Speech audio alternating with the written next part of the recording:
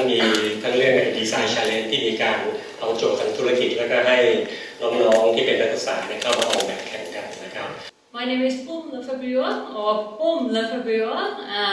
I'm a co-founder and Chief Creative Officer of Design Army in Washington, D.C. It's so good to be back here in Bangkok.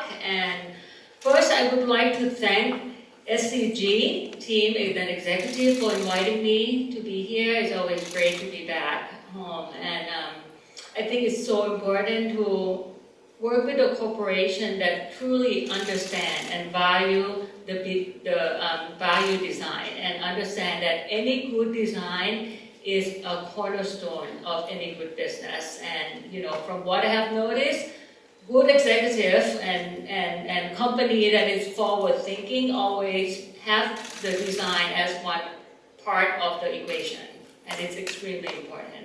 So thank you very much, SCG. Can I have everyone give them applause?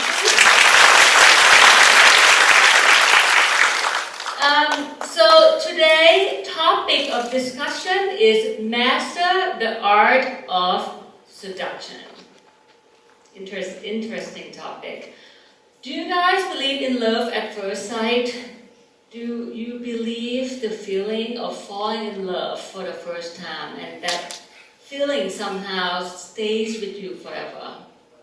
From what I have noticed, good designers really know how to seduce consumer. After all, first visual is the ultimate seducer, right? It's FLIRT, it's mesmerize, good design, make you exciting, and make you fall in love with the product, or the piece of advertising that you see. But here's the problem. In today's world, an average human being receives about 360 ads a day, and that's a lot. So what's that mean? What's that mean is that we have learned how to shut off all the noises. The way I practice design today is very different than the way I practiced design 10, 15 years ago. Design is no longer cosmetic. Design is very strategic. So when I look at design or I get a brief from the client, I try not to think like a designer. I try to think like a seducer. So what do I mean by that? I often ask myself, so here's 3 steps of how to seduce. First, you have to flirt, then romance, then seduce. Marketing is a lot like dating. So imagine you walk into a bar with a room full of people, right? You start looking around and then, there's that person, this person, kind of your type. That's your target market. You need to know who your target market is.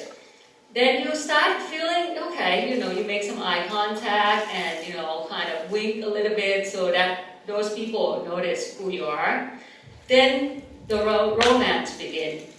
You walk over, introduce yourself, what's your name, what you're all about. And this is the same thing as when brand introduce their philosophy, their product to the target market. And this is the hard part, seduce. How do you make people fall in love with your brand and your product? How do you seduce someone? And again, seduction requires strategic thinking and planning. In order to seduce successfully, you have to create this allure and desire for someone to fall in love with your product, which means you don't want to give away too much. It's a back and forth relationship, between brands and consumer. So today I'm going to show you example of how to seduce. There's different ways to seduce your consumer.